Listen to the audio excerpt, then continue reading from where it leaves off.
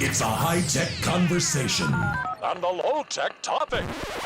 Live on the World Wide Web via Zoom. Bench Talk 101. Right, good evening everyone, and welcome to Bench Talk 101. Tonight we have one of our own, Darrell LaRue, who is going to talk about his bookbinding plane, or is that the right term for it?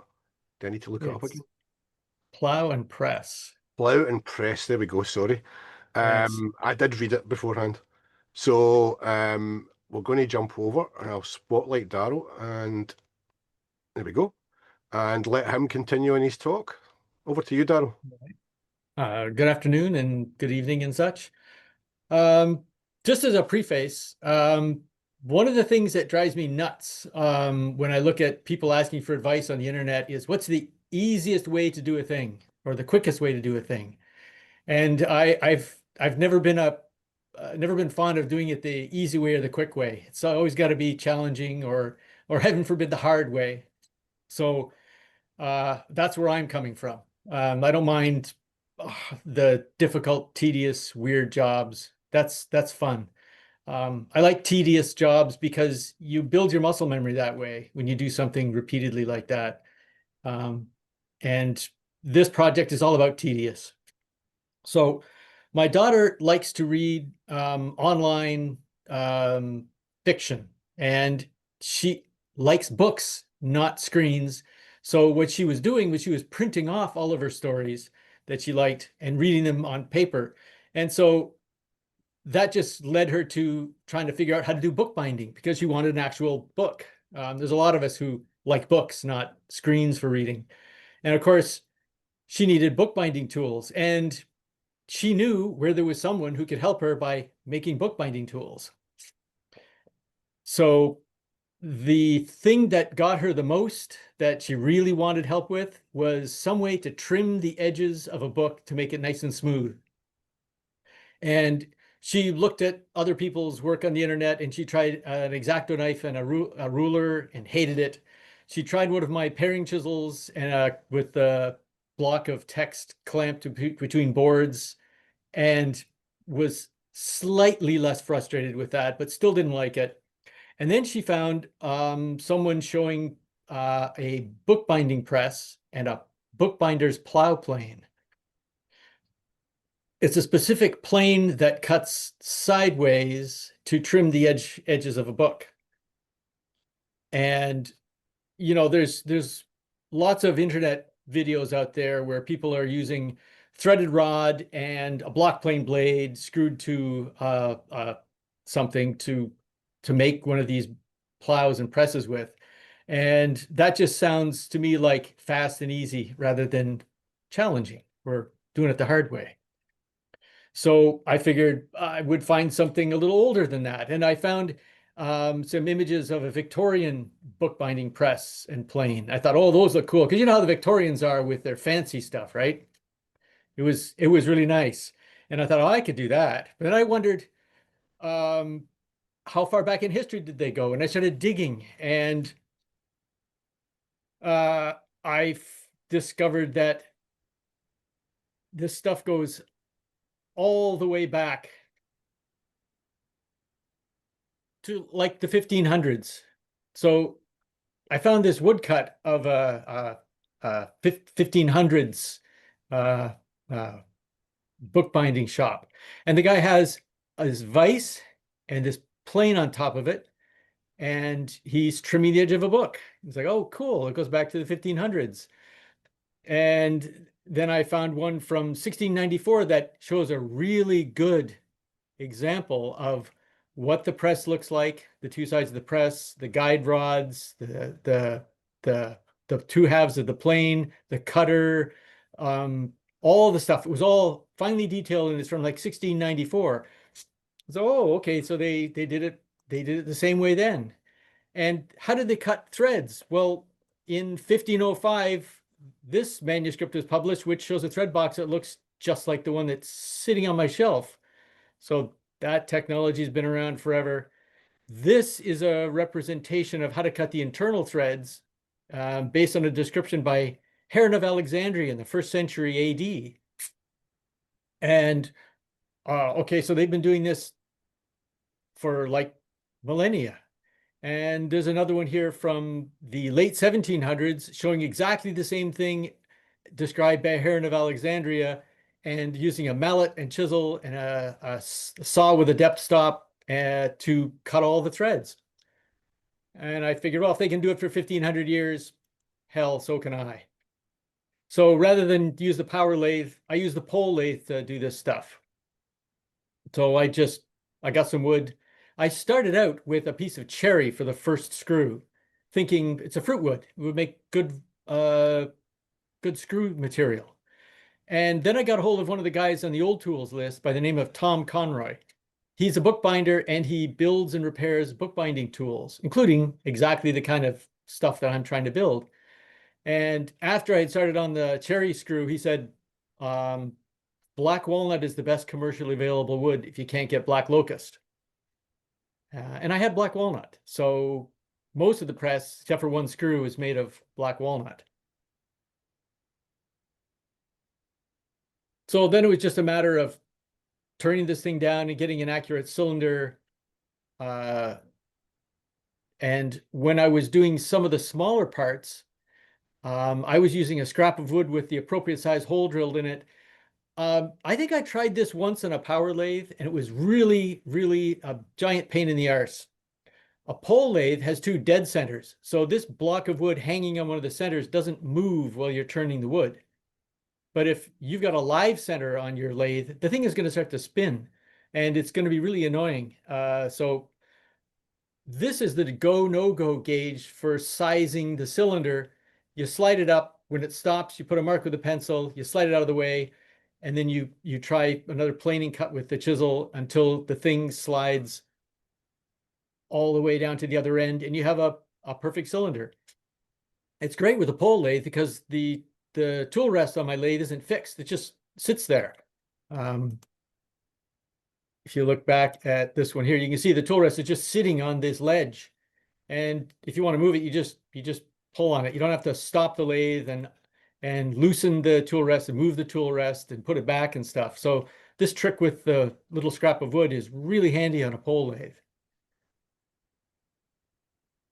Then I had to do some, I had to dig up my geometry knowledge from, oh my God, was it 40, 50 years ago? I don't know. And lay out lines on both sides of the cylinder, and then lay out the pitch along the line that I struck, and then take a flexible straight edge and join up the two sets of lines, or two sets of dots, which are offset by half the pitch to make a spiral. And then it was on to this sawing thing. So there's like, I don't know, there's probably 20 feet of sawing on this silly thing. And here's where I made my first mistake. This section right in here on the screw does not actually need any threads because it's inside the press, inside the clearance hole in the press. So spending a whole lot of time with a chisel and stuff making threads on the first few inches is a bit of a waste of time, and I fell right into that trap. And this thing just cuts down to the depth stop, and then you've got the bottom of the thread, and you just chisel down to that. I've got this thing mounted in a cradle with a strap, and the other end of the strap is around my foot, so I can step on it to hold it still, and then lift my foot, and then rotate the thing, and then clamp it down again, which is really handy. And this was just work, just chiseling. And you get really good at that after a very short time until you have the entire thing knocked out. And then it's back to a different chisel. Now I've got the paring chisel and I'm trying to clean these up. And you can see on some of these where this line isn't quite straight. That one's not done. This one looks pretty good. This one looks pretty good. This one looks pretty good. You want the lines to be straight. Otherwise, the thread doesn't run very well when it's in the nut. And who can spot the mistake here? I laid out the second screw, and when I took it over to the bench and put the saw against it, the muscle memory I developed from sawing all of the grooves on the first screw was screaming at me that there was something wrong. And turns out I had laid the second screw out left-handed. Yeah, left different. Yes, it's the opposite direction. So I don't know what I was doing. I don't know where my brain was when I was doing the layout. So I had to put the screw blank back on the lathe and plane off the marks, and then do the layout all over again on that one. And it was partly because of the tedious nature of the work, in that I had a muscle memory for how I held the saw and how I approached the bench. And it wasn't the same when I put the second screw on there because the lines didn't line up. But eventually I ended up with a pair of screws. And one of the other reasons not to thread the first couple of inches of the screw, despite the fact, it's apart from the fact that it's inside the jaw, is that you need a place to put the garter to keep the screw stationary with respect to the non-threaded jaw. And I didn't have enough of that. So my screws are relatively loose in the press. You have to pull the press apart to get the jaws to separate when you loosen it, because there's no garter in there. Then I had to start tapping. And this is basically a similar kind of a thing to what Heron of Alexandria did, and pretty much what I found in that French turner's manual from the late 1700s. I sawed the same pitch kerf on a piece of wood that's the root diameter of the screw, and then I put these metal plates on ramps to match the kerf. That way, when you crank this thing, it winds the screw in and out. And the cutter is just a piece of steel. I didn't even harden it. It's just a piece of tool steel. The little notch cut on the back is so that you can tap it with a punch to reduce the amount of projection if you've overset it. So this thing scrapes around the inside of the thread, and I cut a piece of walnut and drilled a hole and set it up as a test block because I wanted to make sure this thing would work. So I made a nut, and this was relatively tedious because it's a scraping cut, so it doesn't take much off, and it's got to go 1/2 inch deep. And you can see after just a few passes, it's got a definite spiral in there. And after a whole lot of passes, whoops. All right, back we go. Where'd we go? There we are. After a whole lot of passes, it's a passable thread. And it's 2.5 inches in diameter. I did actually go out and price how much a tap and die set for 2.5 inch diameter would be. And it was at the time something like 1,600 euros. And I'm like, that's not, or rather, that's more challenging than using a chisel for something I'm just going to make one of. So once I had the nut, I had to adjust the screws so that they would fit in the nut. Oh, Phil, you have a question? I do. I was just being polite, waiting to the end, but thank you for asking me. Well, just the no, it's good to do it as you go. In terms of you talked about the 2 external plates on ramps, which cut very closely into that screw thread. I'm just wondering, does that little tooth, do you need to introduce that in some sneaky way, or does it magically pass through those plates? You have to. You can see that the kerf goes on the other side of it, so it'll go through there mostly, as long as it's not projecting too much. Okay, so one plate's in one. If not, this thing is just in a through mortise. Yeah. That you have a wedge behind it. Yes. Yeah. No, it's the just back, interesting. the back of it. I Yeah. could see me trying to squeeze it through and clashing on the external gates on those two bits of plate. Right. Thank you. It okay. does work. So I had the thread done there. So then it was time to adjust the screws so that the screws would fit the thread that I made. The internal threads are not something I can affect. And in fact, the internal threads, when you look at them, are damn near perfect. They look wonderful compared to the hand cut male threads. So I introduced the nut to the thread to the screw, and when it bound up, I took it off and I looked for shiny spots.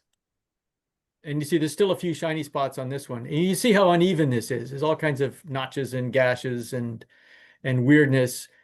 And you can see these shiny spots. And basically I would just file and pare off all of the shiny spots. The float that I made, that used to be a 3-corner file. I annealed it and filed new teeth into one face and filed the other 2 faces smooth.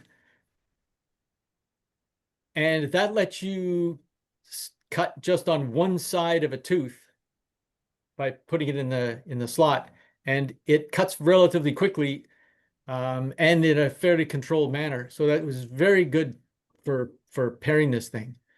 And let's see if this actually functions. Can you guys see that? Well, that's pretty slick. Yes, we can. It's good.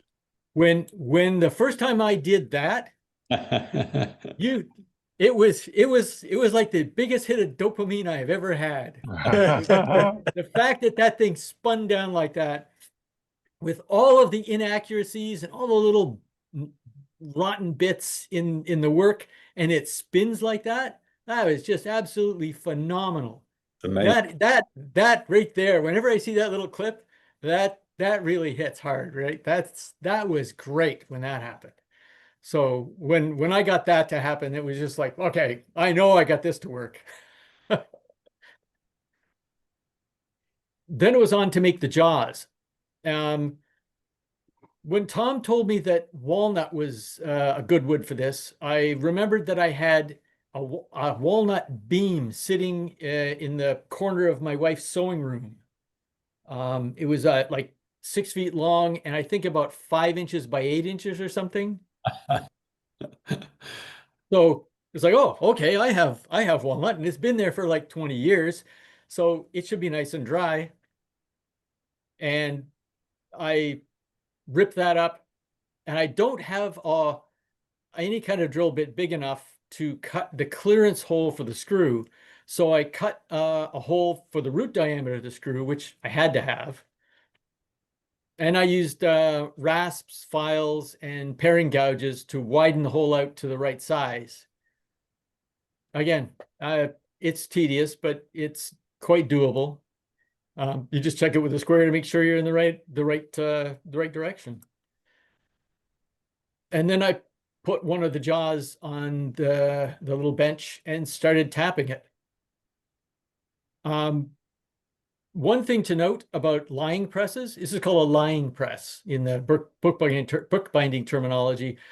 This is what they would basically call a miniature lying press. The big ones would be like 5 feet long, and the timbers would be like 6 by 10.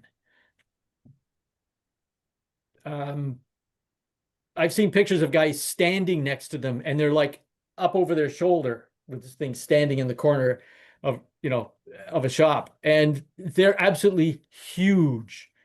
They make a moccasin vise look like nothing. Mine is tiny. It's only a couple of feet long, and it's only about 4 inch by 4 inch in cross section, or 4 by 5 or something. This is tiny. This is despite how big it looks, this is tiny. So I used the tap and I ran that through, and that was tedious, but really simple.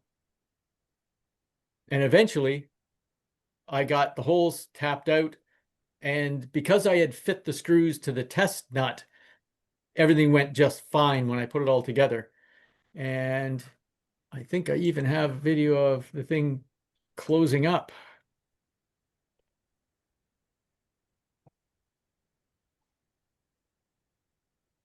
Mm. Very nice. Yeah, nice. Very nice. Of course, you could have had those rotating in different directions if you wanted. Oh, but then I would You have had to the- you build a had the new chance. tap, and I already built a tap, Yeah. All right. and that was a lot of work tapping those things, but it worked, and I got the press up and running.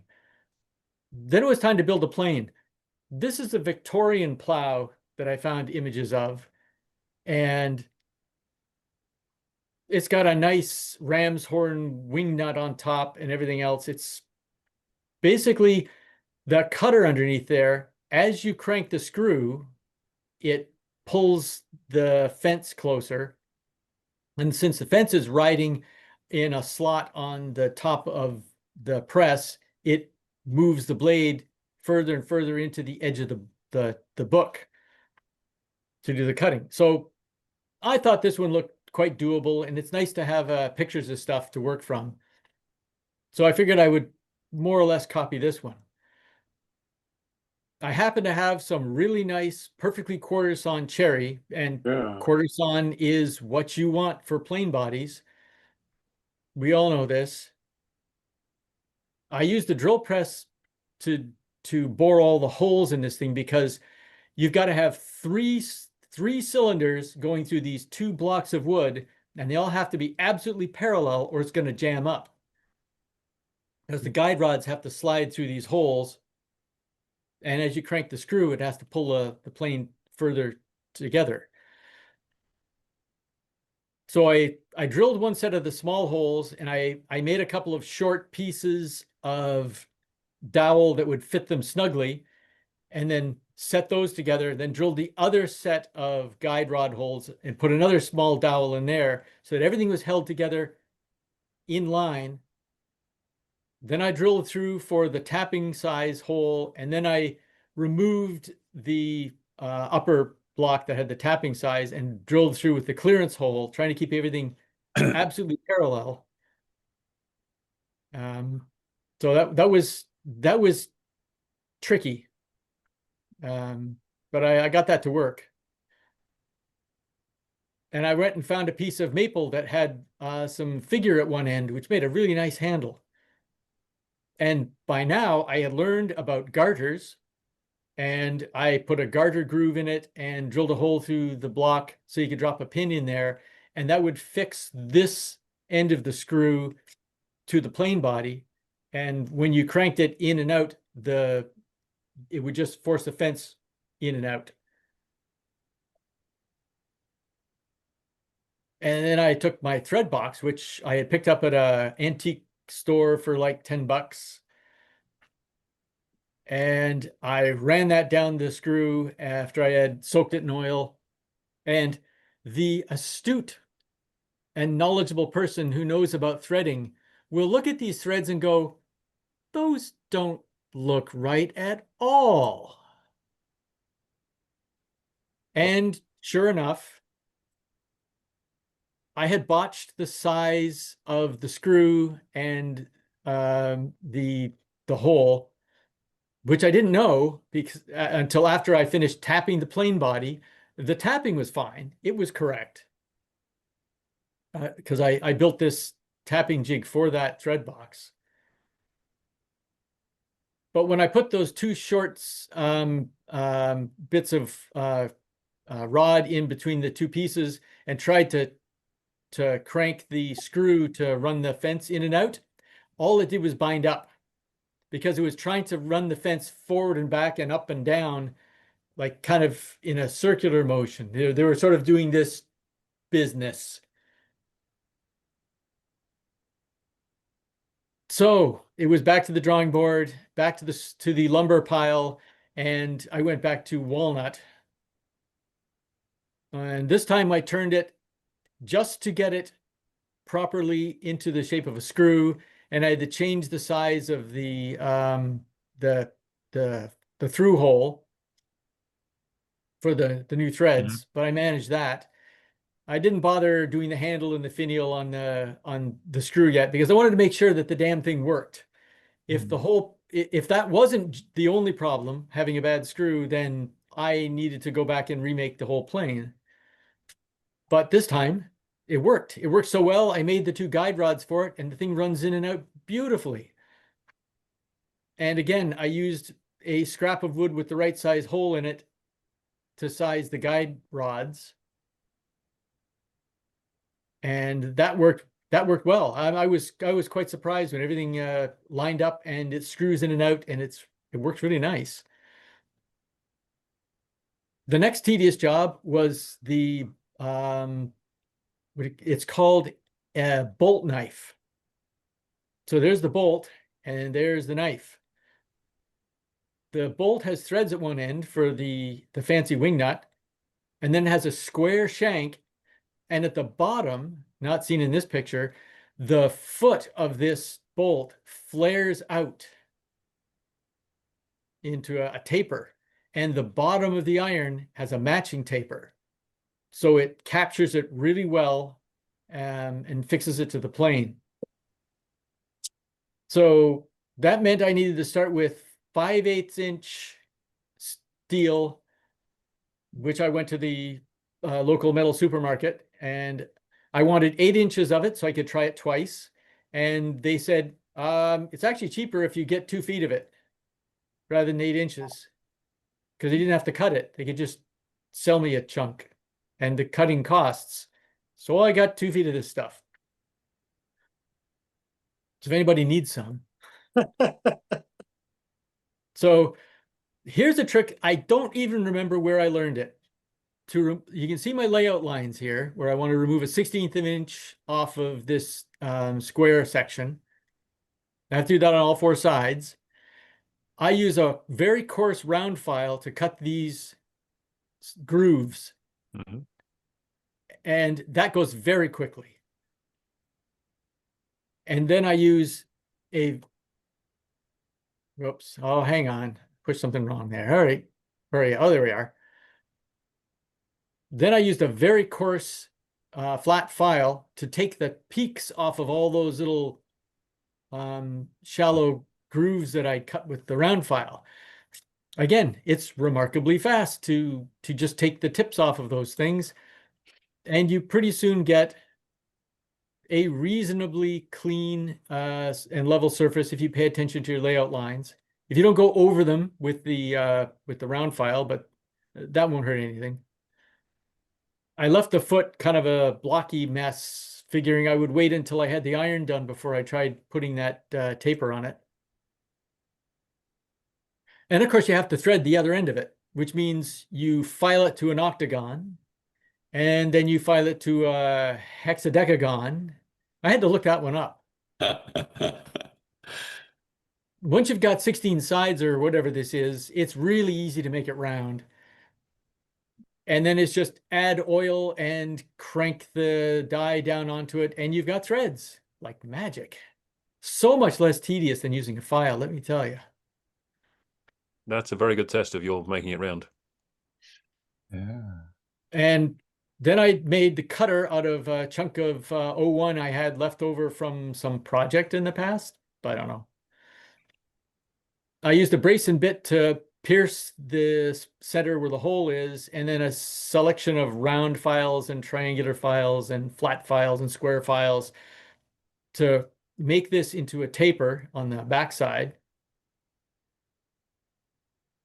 And then I filed the foot to match that taper, and they fit together reasonably well. This is the part way through the fitting. Yeah. Again, filing is a little tedious, but yeah, it's easy to do. It just takes time. And this is where I learned in talking to Tom Conroy, the bookbinding guy, that the square shank of this bolt is supposed to be the garter to keep the screw in the plane body, not this other hole that makes my plane look like Swiss cheese. So I widened the slot in the shank of the screw to take the square bolt, so that when you put that in, it captures the screw and as you wind it in and out, the fence moves instead of the screw just getting loose. And here's where it's all together and it's fitted in and all that. It went together really nicely and it's nice and solid. Then I went to heat treat the cutter. And since I had the forge out, I figured I would make myself a fancy wing nut. Oh my God. I have no forging skills at all in any way, shape, or form. I'm embarrassed to show this one. This is hideous. So that was a total failure. And I had to find a wing nut. I went looking on eBay. I went looking on online hardware stores, whatever. There are no fancy wing nuts that can be had in a standard half-inch 13 pitch. And so all I could do was go to the hardware store and buy these horrible, ugly, clunky, modern nuts. But you got to remember, I know how to use a file now. Wow. So I took one of those ugly, horrible, clunky nuts and I attacked it with the file and I turned it into something that looks a little bit less clunky. It's not as pretty as, you know, those cool ram's horn ones that you get on Victorian hardware, but it works for me. I tacked rails onto the press and made sure that the plow ran smoothly in them, which it does. And then I gave it a try. So I got a zombie text block from my daughter, and it's remarkably intuitive cranking the screw as you advance. And you can, if you're using relatively coarse paper, you can do like one sheet at a time. This is an old decrepit, moldy pocket novel made with really cheap paper. So it you can usually get 1 or 2 pages at a time on that just by cranking on it and giving it the right English. And I had a couple of bookbinders playing with this last August, and their opinion was that, oh my God, this is the best thing ever. I want one. Because they have tried all those different ways of trimming their books, but they hadn't actually gone to the time or expense of a proper lying press and plow, and it really does the job, even though I did this all with like kind of basic minimalist dumb tools. It's just amazing. If you want to switch to my other feed, I have the thing set up on the bench over here. Let me just find it for you.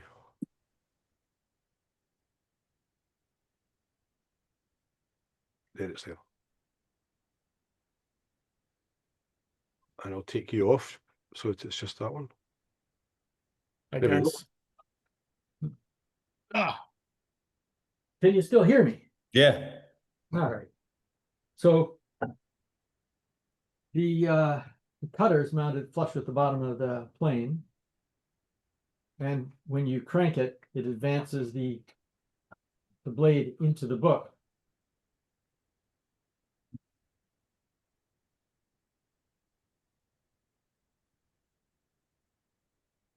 And it just peels off the paper and leaves it really, really smooth. So that was that bit there. Yeah. The first time my daughter used this thing, we could hear her coming upstairs from down here in the shop. And you know that happy dance that Snoopy does on the Peanuts comics? Mhm. Her feet sounded like that on the stairs. And it is like the best thing, and it works great.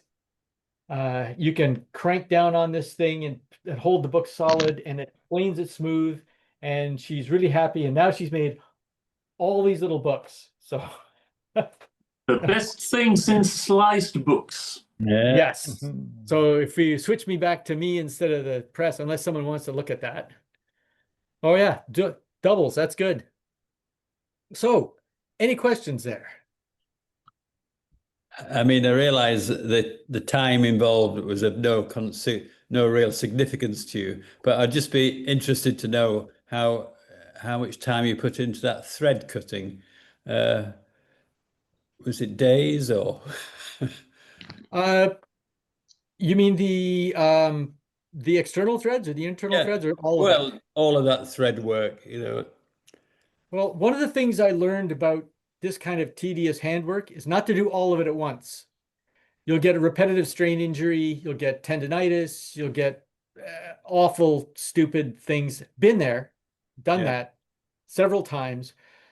So this is one of those, you do a half an hour of this, and then you go away to do life.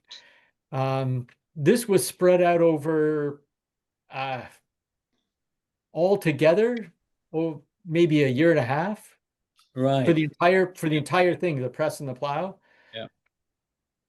It was spread out over a very long time because I'm retired and I have time and I don't have to spend all day or concentrate my day or my time in the shop. So I would just leave it for a week at a time and not do anything, go back to it. Yeah. Yeah. So it's really hard to tell how much time I spent on it. Yeah, sure.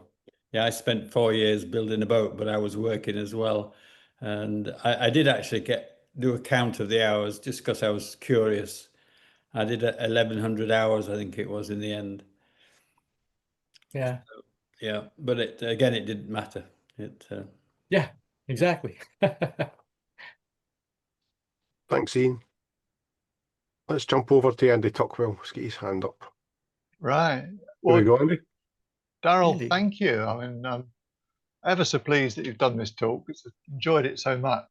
I mean, I'm jealous of you for a start in having somebody in the family with such a lovely requirement that sends you down this historical research and lets you explore all these obscure techniques. Yeah. Because Well, I like you need I that like motivation, don't you? Yeah. Yeah, it's good when there's someone who wants something and you can do it, right? Yeah. And I like digging into things to find out, well, how exactly did they do this? Because like I said, quick and easy has no appeal. I mean, No, yeah, like, no. you could put the wood in a machine, download a program and push a button and it would make something for you, but Yeah. I'd rather use all this. Yeah. Yeah, you could salvage bits out of old chairs or something and reuse them. And that'd be no good. No. Now, I applaud your hand techniques and your filing, and so I think you need a metalworking lathe at some point. I don't think there's any room for it here. I'd have to have another shop. And just a factual question. You were saying it's a tiny press in bookbinders' terms. Are the big Yeah. ones just for doing large folio and bigger books, or do they do a whole row of books of the same size, That I don't half a know dozen in a because row or something? I'm not a bookbinder, but I know that they use when you do a full-size folio, which is really big book. Yeah. Yeah. And you've seen some of those things in museums that are Mm, enormous. It would take two people to carry them around. yeah. I mean, Those are libraries done- used to have people binding up Yeah. broadsheet newspapers with the pages flat and turning them into huge volumes. Yeah. Yeah. I'll ask my brother, who used to be a bookbinder, what they used to do. Yeah. Okay. But, Yeah. This one is very small, but it's the size that my daughter wants. Actually, she's done a few books recently that she can't use the press for because they're earrings. Well, she could just do those with a chisel, couldn't she, and a mallet? Yeah, Do she them in just one- she one just tap. clamps them in the vise and a swipe with the paring chisel cleans them off. Yeah. But she's done little earring books they're still readable. The font is really tiny if Yeah, you get good eyes or a magnifying glass. lovely. Well, congratulations from me anyway. Thank you. Thanks, Andy. And Richard Berry, jump over to you. There we go. Hey, Darrell, hello. good, thanks. I've also looked enviously at one of those 2.5-inch screw boxes and thread cutters and seen the exorbitant price and balked at it. But you've inspired me. I'm going to give it a try to do a 2.5 one because I've done up to a 2 inch, no, an inch and a half, and Yeah. shoe box, but not hand cut. So I'm inspired to give it a shot. But anyway, my question is to do with cutting the internal thread. That has only one cutter in it. Now I'm wondering how much friction is there when you're turning that? Would it be possible to add additional cutters at varying depths so that you're doing more than one scraping cut per pass? You might be able to. I found that if you take too heavy a cut, it packs up the shavings in front of the cutter and it limits the depth of cut and it binds things up because there's no room for the shavings. There's very little room in front of the cutter for any shavings at all. Right. So you can't take too much, but if you had multiples, I suppose it would work, but you have to have them exactly in line with each other, I think. And that it was difficult enough to get things accurate the way it was. Introducing a second cutter would be another step on that ladder, and I'm not really chasing that yet. Right. Thanks for doing that. It was really good. Okay. Thanks, Richard. With Spotlight. It's like Richard and Richard. Yep. This Richard's might have more difficult questions. Oh, Maybe. good. Richard Hughes. Yes. Very technical question coming up. No, I'm just joking. I'm surprised you've not done some bookbinding, Richard. No, I've not done any bookbinding. I recently made a bookbinder's awl, but that's as far as I've got into bookbinding. I have made some wooden threads though, and I have made taps and thread boxes. Well, my first question is, what was the pitch of the threads that you made? It's a half-inch. Half-inch, yeah. Okay, yeah. Well, it's 2 teeth per inch. Half-inch, or so it's 2.5-inch diameter, 2 TPI. Okay, yeah. And the thread angle looks to be about 60 degrees. Is that Oh right? yeah, it's 60 because my triangular files are 60 degrees. And Okay. I figured if I was going to clean things up with a triangular file, having the threads at that pitch was more useful to me than trying to make another new tool to try and do a different pitch or a different angle in the threads. Yeah. Okay. I'm kind of interested in wooden threads, and I like to examine them any place I find them. And on holiday in the Mediterranean, I've seen a number of very big presses used for olive oil, and interestingly, the thread angle looks to be more like they use. It looks more like 90 degrees than On the real big ones, it would be closer to 90. In fact, this could have been easily done with 90 degrees. There would be a lot stronger thread. Yeah, so I suppose that's the reason for it. Is less likely to break the tip of it.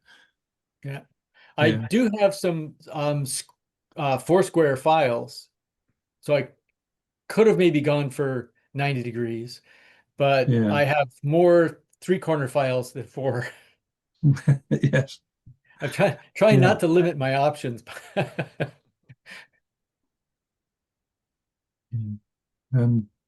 The way Richard is gazing at this, I suspect that another version of this is going to appear the other side of the pond. Yeah. I think in a way your method of tapping is it's got an advantage over the use of a conventional tap. My biggest tap is about 1.5 inches, and that really takes some effort to turn it. It really is a manly exercise to cut threads with that, and I don't know whether it probably goes up with the cube of the diameter or something, but the effort required. So by the time you get to 2.5 inches, it might might be really a two-man job or something to turn the tap. Yeah. Yeah. Well, the one that I built with a single point cutter is just a scraping cut too. It's not sharp at all. Do I even have it here? I don't even have one. Here's one. Yeah. So that's But just a piece of steel. And it's just a scraper. It's Yeah, just so flat on it's back. it's a matter of patience, really. I suppose just Yeah. take light cuts and be prepared to make a Yeah. cut, come out, tap it a little bit further in, and yeah. Roughly how long did it take to tap one hole? The tapping was very long. It was probably, I don't know, I don't even remember. Got to be a week's worth of, half hour here, half hour there. Okay, yeah, yeah. So it's so like you go and work out for half an hour every evening or something like that. Yeah. After lunch you do one, and then after Yeah. dinner you do one, and Yes, late in the evening yeah. you do another one. Yeah. Okay. Very good. Yeah. It was a very slow process tapping those Yeah. really big threads. The smaller tap for the threads in the plane, that's like less than an hour to do that. It's very quick. Yeah. They're about an inch, are they, or 3/4? Inch and a half. Yeah. The inch and a half was it's done within an hour. You've tapped it, it's fine. The 2.5 is not like an hour, more like days. Yeah. Okay. Yeah. I think it's one of those logarithmic type of Yeah. I amount of suppose so. effort. Yeah. Yeah. Yeah. Okay. Yeah. Thanks. Yeah. That was my questions. Yeah. Thanks, Richard. I've got some thinking to do now. Thank you. Right, over to Phil. There you go. Hello. There we go. Hey, Phil. There I am. Hello. Well, thanks for hosting the talk for us, taking us through that. You've answered a question I was coming in with, because I think I remember I've certainly seen you cutting threads probably sort of after hours on this session over the years, maybe social media as well. And yeah, it did seem to take a long time. There was a lot to it. I got the impression it was for your daughter's one-off project, but I'm glad to hear she's still using it. Yep, she uses Definitely it. still using it. Good. Yeah, good. She's done quite a pile of books. I don't have any of them here. I'm not sure no, where she keeps them. I'm relieved, because that would have been a lot of work just for a one-off project or a proof of Oh concept. no, it wasn't for one-off project. It was for a single hobby. That's Excellent. Excellent. Good. Okay, so a couple of things came up tonight watching. I've asked one question already, I know, but I'm interested in the technicalities of it. So what was wrong with the thread on the plane? Because you went back to the first screw. it looked like an Acme thread. Hang on, I'm going to see if I have it here. Was it just the wrong size, too narrow? The diameter of the blank was too small. Yeah, right. So the teeth were barely touching it. as you ran the thread box around, it sort of wandered around, so the thread is uneven. Yeah, okay. So it's high on one side and then a little bit later behind the other side, and that meant that the screw was actually doing this sort of precession, I guess, as it went. Right. So when you put it in mentioned that, I didn't see your hand movements at the time, because you were a postage stamp in the top left. The two halves of the plane do this with that screw, and the guide rods won't let it do that. No, quite right too. Okay, thank you. And there was another point, which is the way you were leading us along, telling us the story is, okay, I cut the external threads, and then I got set up and I went to cut the internal threads, and that worked brilliantly. And then I thought you were going to say, well, here's the thought. Haven't you actually done most of the difficult bit of making a thread box there as well? Could you actually take your internal threads and modify it to be a thread box, and then you're in business? Yes, I have the spare nut, and I could make a thread box out of this. And hobbyist bookbinders all over Canada could suddenly find The thing about this one is I'd have to put two cutters in. Yeah. One on one other side because it would take too big of a cut otherwise. Yep. But that still doesn't make the internal threads any easier. And they were actually more tedious to do than cutting the external threads. Oh, really? Really? So that repetitive scraping, like you were just describing with Richard, that was still the bit that Well, you don't see anything when you're doing it. You just keep going through and just little bits, little piles of scrapings come out. Whereas when you're working on the external threads, you can see it and feel it, and it's in your hands. You're really connected to it. Right. The one that's buried inside of here, you don't really know what's going on until it's done. Yeah. Okay. It's just that looked a little more like what I'm used to with a thread box and a tap. And I thought that, I didn't appreciate that was the difficult bit. It was the freehand sawing, chiseling, filing over, like I said, potentially weeks. That's what looked like the real work to me. You sound like you almost enjoyed that. That bit. part was fun. That part was okay, good. It was a little tedious, but like I said, muscle memory. You learn. Very tedium. Very zen. Yeah. Okay. That's good. That's me. Thank you. I'm all asked out. Thank you again. Thanks, Phil. Let's remove that spotlight. Over to Stephen. Just add your spotlight, Stephen. There we go. Yep. Stephen. First off, job well done.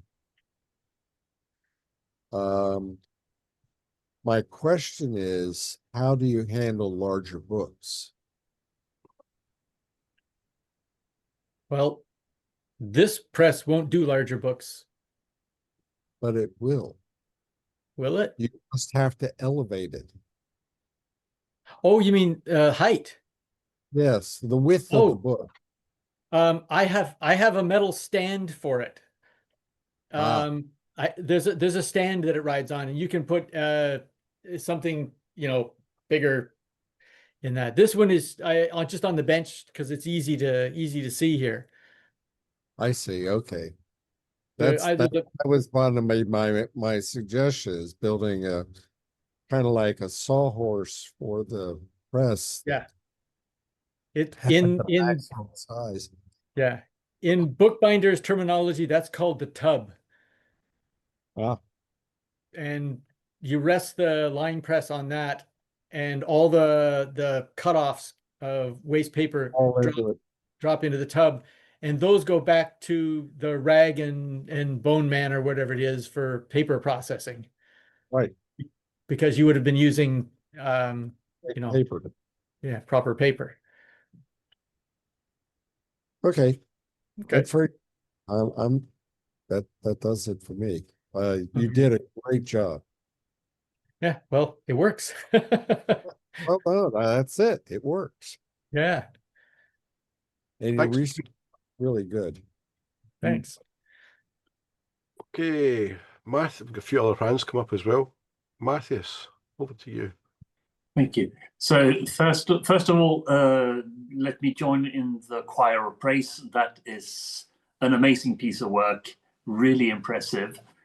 And then a pretty stupid, I suppose, in a way, question, because obviously it would be completely surplus to requirement, but just out of curiosity, would the two big screws switch around and still work?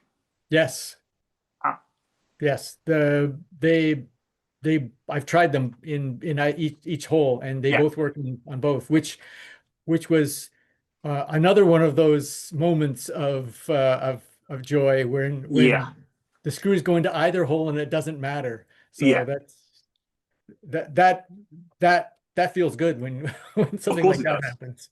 I mean, obviously they don't have, as long as you have one working for either side, it's fine. But it's not nice and neat when you can get it to the point where they're actually sufficiently precise that they're interchangeable. It's sufficiently imprecise. That's the thing. Yes. Once this spun on, then all I had to do was get the two tapped holes, same as this, and this goes on both, so they both fit in both sides. Oh yeah, of course. So when you say how much, I don't know if slop would be the right word, but how loose is a screw in the threads? A little bit loose, not terribly so. No. But there are enough inaccuracies along the way that there's clearance, Yeah. and there's enough high spots to provide some engagement all the Yeah. way down. Yeah. So yeah, I'm always surprised whenever I look at this thing and see it work, that something so inaccurate works so smoothly. Mm-hmm. And it tightens down nicely. It has that wonderful creak when you Yeah. tighten a wooden screw. So that always makes me happy when I hear that sound. Yeah. I suppose I have very little experience with wooden screws, but I suppose you do not use lubrication in any form. No. Or do you? No. There might be a residual oil in the tapped threads in the inside. Yeah. Because I used up half a bottle of mineral oil tapping those. Yeah. Right here. Thank you very much. And again, top kudos for that. Thanks. Thanks, Matthias. And Andy Tuckwell, over to you. Here we go. Andy. Yes. Sorry, I thought I was going around for a second go. I thought you'd take Julian and Sure. Simon first, but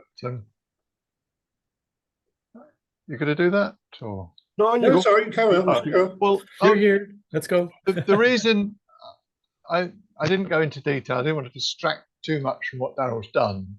But when I say you really ought to have a metalwork lathe, I got interested in the same subject a few years ago, and it doesn't spin quite as far as yours because the nut isn't quite as massive, but it doesn't do badly.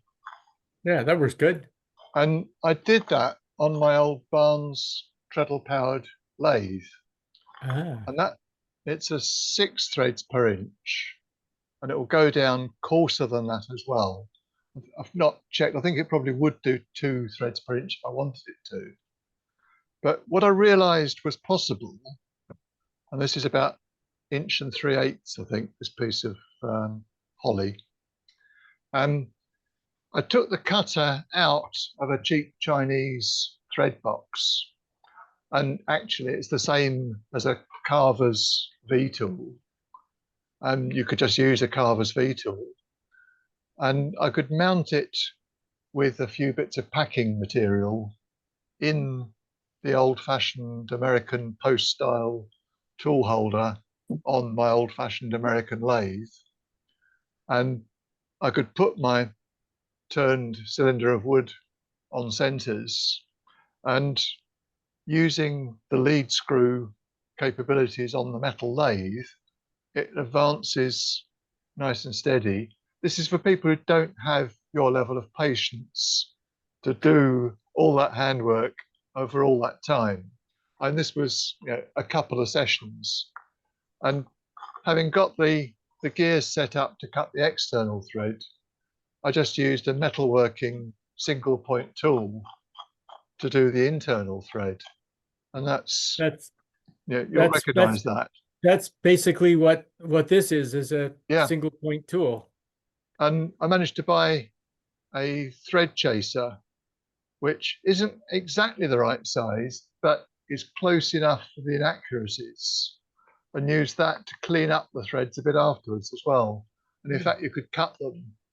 But because it's the lathe and it's on a cross slide, you can have that advancing a bit more, and go deeper and deeper, much more easily than your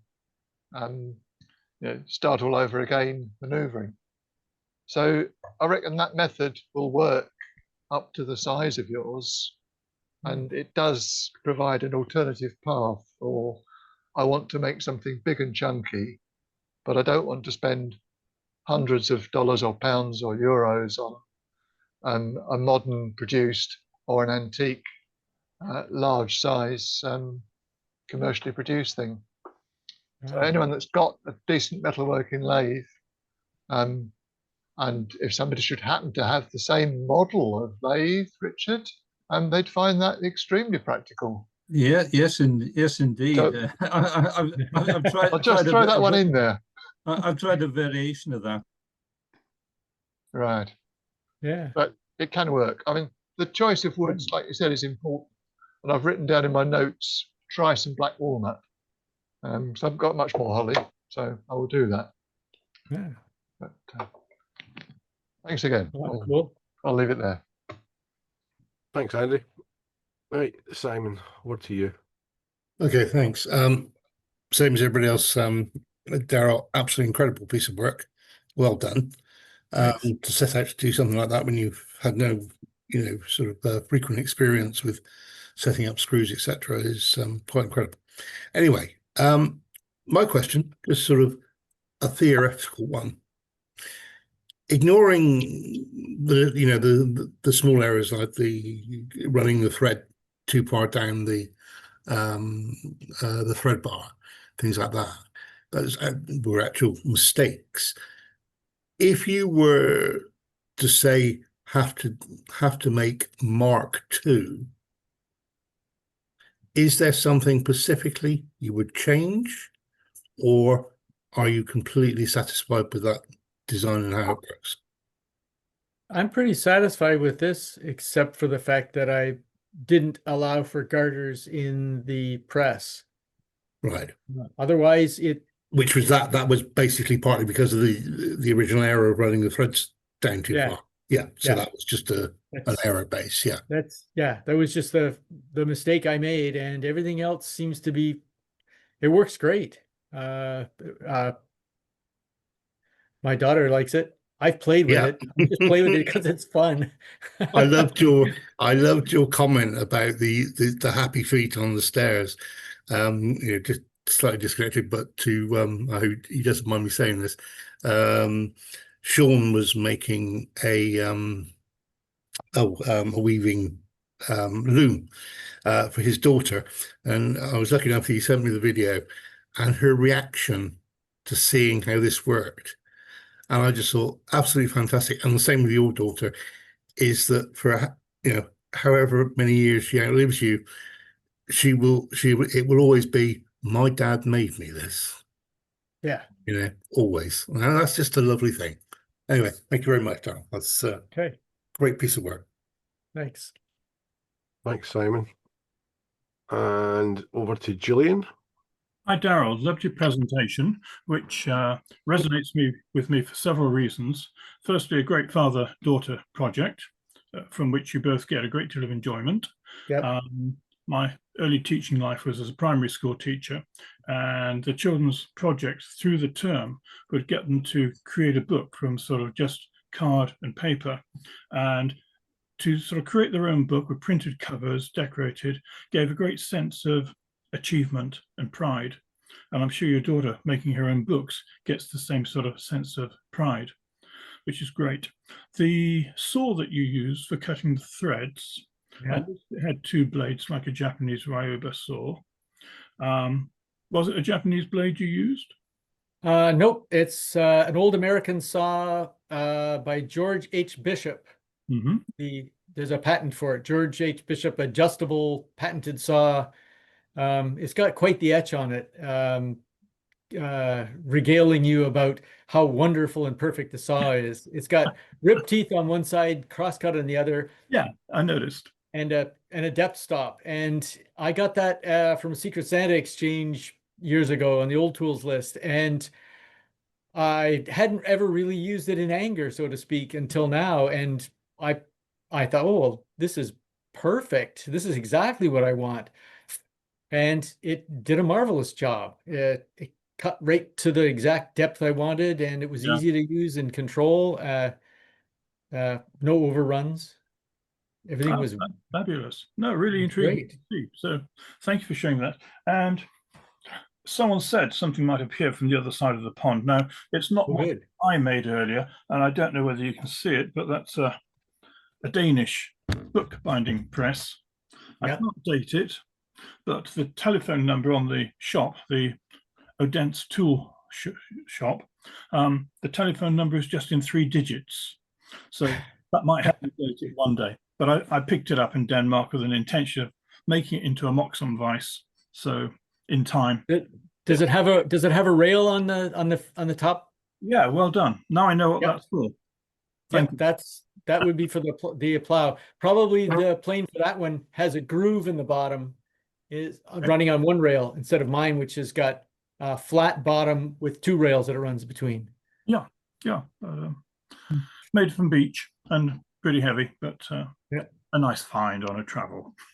Yeah, great. That is nice. Yeah, cool. Okay, thank you very much. Thanks, Julian.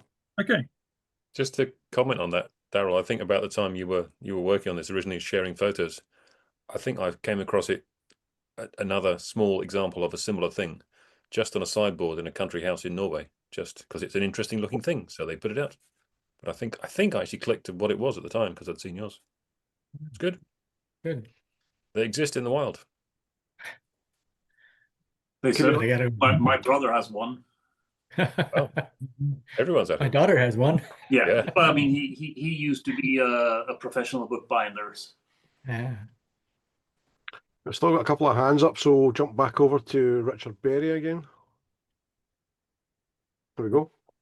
We're all having a second bite at the cherry, I think.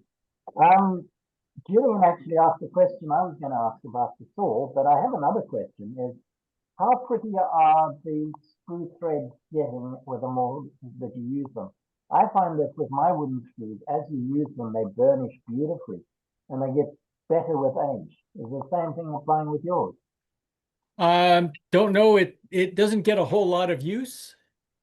She bound a lot of books in February because there was an online group that had a thing called Binderary, which was binding books in February. And so she did a bunch of work in February.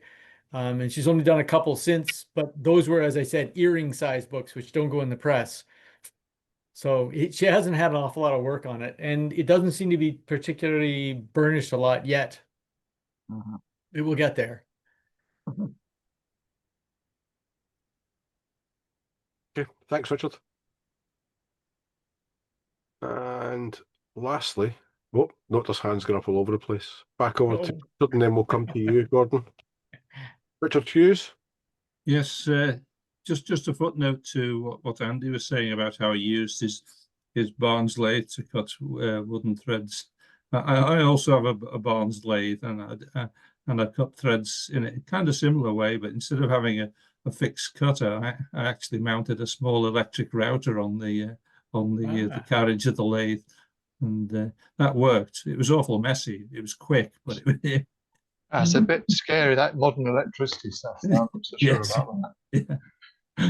Yeah. Anyway, it's just a almost like a fun experiment. I don't think I want to do it again because it made a terrible mess. Yeah, it would. Thanks, Richard. And over to Gordon. Evening, Gordon. Hello. Hey, Gordon. Great job, Darrell. Yeah, thanks. The presentation was wonderful, absolutely wonderful. And the end result of what you built is incredible. I'm just here to compliment. I don't have a question. Okay. But that's a really cool project, and I'm impressed, definitely impressed. And I also wanted to offer, if you don't like the wing nut that you made, I know a blacksmith on the South Shore of Lake Ontario who would be happy to do it for you. Let me know. Oh, well, I think I like the one I did because I took something that was ugly and I made it beautiful. And yes, you did. That's a yes, thing. You did. I just wanted to throw that offer out there. Okay. Or in the future, let me know. Yeah. That's all. Great job. Thank you. Thanks, Gordon. Okay, we went through all the questions and comments are done. That's all the hands. Anyone else got any more questions for Darrell? We'll do that as well. No. Fantastic. No. I just want to say thank you, Darrell. That was an amazing presentation. You did very well.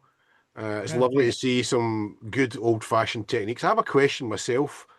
And you say you don't have a book there, but I take it your daughter then uses thread and like cardboard and stuff like that or cotton, I think actually, to bind the books. I've got no idea on book binding, but I take it the whole process in binding it after the paper's cut is to actually put holes through and bind it together using threads and cotton. Is that right? I think she uses linen thread. Yeah. Right. So linen thread and it's bound together, and then it's got like a cover on both sides. Yeah. Interesting. Yeah, she's got rolls and rolls of things for end papers, all the pretty pictures. Whenever we get a nice bottle of scotch that has a fancy box, she always scavenges the box because the box makes a nice book cover. I think the last couple of things we got was something called the Spirit of the Bear or something like that, and it had a kind of a Norse themed design on it, and she really liked the look of that. So she hasn't got a book yet for it, but she saved the boxes because she wants to cut them up and use those as the cover for the books. Interesting. I'm just going to say thanks from everyone, Darrell. That was an amazing presentation, and everything looks your thread cutting is way beyond anything I've ever tried. There's a few here I've tried cutting threads, and it looks difficult, and it looks like the time well spent. But the fact that your daughter uses it and it's like you made it, I think that's the special part of it. And the time and effort that you put in for her means that every time she's using it and you made that for her, it makes it ever so special and much more than many other things. Amazing presentation, well done, and thank you from everyone. On that note, everybody, we'll have a toast to Darrell and to the bench. Darrell, congratulations. Darrell, absent friends on the bench. Yeah. By the way, Scott, the way that you traditionally bind a book is you will print the appropriate pages, which is not necessarily consecutive pages, on a large sheet of paper. You will then fold that a certain number of times. If you fold it once, you get a folio. If you fold it twice, you get a quarter. If you fold it 3 times, you get, I think it's an octave, and so on and so forth, which then also gives you the format of the book. What you have after you've folded it, and this is before you cut it, is called a signature. And you will put a certain number of relatively heavy threads vertically in a contraption. There was actually an image of one in the late 17th century image that Darrell showed. Yeah, and there was one in the 16th century image too. Yeah, and then you will use linen thread to sew the signatures, stitch the signatures around those vertical thicker threads, one signature at a time. Once that's done, you will. There are a number of processes involved in securing. It's called the tape. You can either be a piece of exactly. There one you of go. those Sewing frame. Yes, exactly. And it can either be thread or it can be tape. But once you've sewn it, there are certain techniques you use to secure the tapes, and then you have a book block to which you can then add the end papers and the covers. But before you add the covers, you will then, that's when you cut the book block to using the press and plane that Darrell showed us. And by doing that, you will at the same time, as it were, because of course, when you have a sheet of paper and you fold it a number of times, there will be certain edges that are actually folds, so they will not open. And which is also, it used to be back in the days when it was not uncommon for people to have their books privately bound. You could buy a book just lightly stitched and uncut. The idea being that before you read it, you would hand it to your pet bookbinder, and they would bind it for you in your style of binding that would fit your library and your lifestyle. and they would then cut it open. Or if you were a cheapskate, you bought the uncut edition because it was much less expensive than a publisher-bound copy, and you just used a knife to cut those edges open, which usually savaged them pretty badly. But you got a cheap read. One of the things that I did was when I contacted Tom Conroy, I asked him whether there were any extant medieval bookbinding presses in museums or collections somewhere. And he had been on my behalf talking to a couple of guys. One of them was in New York. I can't remember what library he worked at or what museum. There's another guy who works at Cambridge Library that he contacted. We had this three-way conversation going about the bookbinding tools and the history of them and stuff. And when I asked if there was extant medieval bookbinding tools in libraries or museums or collections or something, I got a collective laughter out of them all. They just laughed at me because no, there aren't any. You're lucky to find a Victorian one because bookbinders are very frugal and very hard on their tools. Because imagine if you're going to be cutting a 1,000-page book and you're going to be doing an edition of them and there's like 200 of them, and you're going to run this plane back and forth 1,000,000 times a year for cutting these things, and it's wood on wood and it will wear. And eventually you have to get it rehabilitated because it's worn, and you know how you've seen wooden planes that the soles are worn out on. These things wear out the same way, and they'll rehabilitate them and modify them again and again and again until they're no longer usable for their actual purpose. And then they will reuse the press, the plow as a binding press. Just take the blade out and shove a book in it and crank the screw down just to hold the spine together while they're working on it.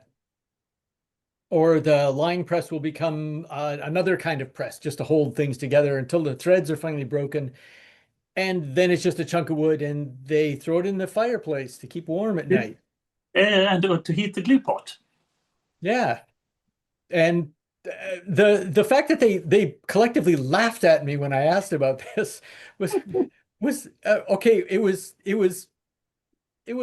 fun, but it was also kind of disheartening because you go to museums and you can see so many old things that have been around for 1,000 years. And you'd think that something like this, like if you see the Mastermere chest, there's tools 1,000 years old. Oh, not so much with bookbinders. No. Although one guy did say that the Royal British bookbinder, the bookbinder to the king now, rumor has it, maybe, just maybe, there may be old tools in the private bindery that they have at the palace, but apparently the guy who's in charge there is a bit of a snob and won't talk to anybody. So nobody knows. You know, I'm wondering if Colonial Williamsburg or Sturbridge Village might have a bookbinding or bookmaking operation in conjunction with a print shop. Colonial Williamsburg has a bookbinder. Yeah. So if they got a bookbinder, it's going to be 1776. Yes, but it doesn't have to be old stuff. It just has to be period correct stuff. Well, that's what I mean, is they'll make it, but it'll be a reproduction of something that existed in 1770s. Yeah. Or that is functions in the equivalent manner. It does not necessarily. I mean, I've seen some of the stuff they use, and some of it is as it were, clearly modern, newly made, and not made to imitate the look, just to imitate the function. Just to sort of add another anecdote to add to what you just said, Darrell, about chucking out the old stuff. My brother, I've just sent the question about the big presses to. He used to work in the House of Lords bindery up in the Victoria Tower in the Palace of Westminster.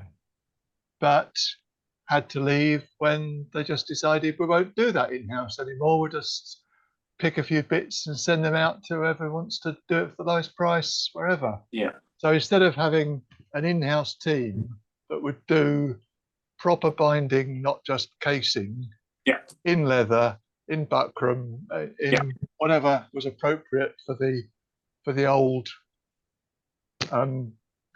centuries old, some of it, proceedings of the house and the original copies of things. It's all just lowest price, and somebody will do it or not do it. Yeah. Yeah. And that whole room full of time served skilled binders were let go. Well, we've got a bookbinding or a bookmaker or book repair shop here in Sacramento where they rebound my first edition of James Fenimore Cooper's History of the United States Navy, Volume 1 and 2. And they just, it was the covers were broken off and all. They turned it into a book that you couldn't tell the difference between then and now. Yeah. I'm sure there's still skilled binders around. But yes. This was a place that was working in volume. Yeah. It's interesting that, I mean, as I said, one of my brothers trained. He's a proper journeyman bookbinder with his journeyman's papers, and he worked as that for a number of years. And he worked at in the hand bookbinding department of a large printing and bookbinding operation. Most of the work there was done with machines. Yeah. But what they did in the hand shop was they did private binding if you asked them to, of course, but their bread and butter was small editions. So 50 copies, a couple of hundred copies, up to about 250, 300 copies. It was less expensive to bind them by hand than to set up the big machines, which could take them days to do it. Just so run 500 test copies and then do the proper run of 300 copies. That was more expensive than having it done by hand. So they bound all sorts of stuff, and they always made. So they made, of course, the number of copies that the customer had ordered, and then the customer usually got, say, they ordered 150 copies, they probably got 155, but they made maybe 170 just to be on the safe side. And every year for Christmas, my brother would take one book out of each pile of that year's production. He would wrap them in gift paper early on so that he had no idea what was in which package. And then he would just sort them into piles randomly and give every member of the family a pile of maybe 8 or 10 books. And so some of them were quite interesting, and some of them were not very interesting. But it was a great tradition for as long as it lasted. Then he went the other way. I mean, he abandoned artisanal bookbinding to work with IT. On a different note, Mathis, are you in your new shop? No, this is I'm packing my old shop. Still packing the old shop, so you haven't moved it? No, we're moving it's in just under 2 weeks now. 2 weeks. It's a personal thing. I have something to send to you, but I think I'll probably wait till you've moved. Yes, that is a very good idea. I'll send you an email to remind you, but once you've moved and everything's fine, I'll address and you can. Yeah, because right now it's if something is sent now and it gets held up somewhere, there's a fair chance it would hit.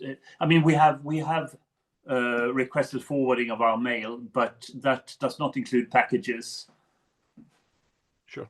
Regular letters will be sent through, but not anything else. You're moving soon. 2 weeks. You can let me know afterwards. I'll send you an email. Thank you. I will. Send me your address. Yeah. Last year when we were on holiday, we were in Stockholm, Oh, right. and we were walking down the street, and I saw a sign that said bindery. Mhm. And of course, I walked in and said hi, and the people working there was two people working in there. Mhm. They were very happy to interrupt their work and show us around and show us some of the things they did.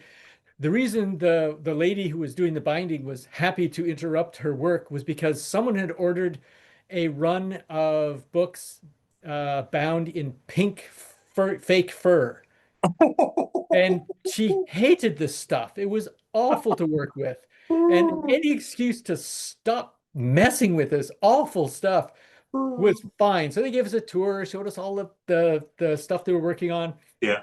One of the things that they worked on was cases for books, and Yes. also cases for things like Nobel Prizes. They showed us one. They said, if you take pictures of this, don't share it because this is someone's Nobel Prize. And they showed us the Nobel Prize for economics that they had just bound the case for to make it. And they showed us how precise it had to be, where there's a ribbon you pull to remove the medallion. Mhm. But you have to be able to turn the thing upside down and shake it, and it shouldn't fall out. And they gave them a fake one with exactly the same finish and exactly the same weight as the real one that they could put in there and make sure that it behaved correctly and fit perfectly. But that's one of the things that they do is they do the presentation cases for the Nobel Prizes, and they had one there to show us. My brother used to do that kind of work as well. I mean, anything essentially that combines paper, glue, and cardboard. Yes. The bookbinder is your friend. And of course, I mean, slip cases for books are a very old tradition. So,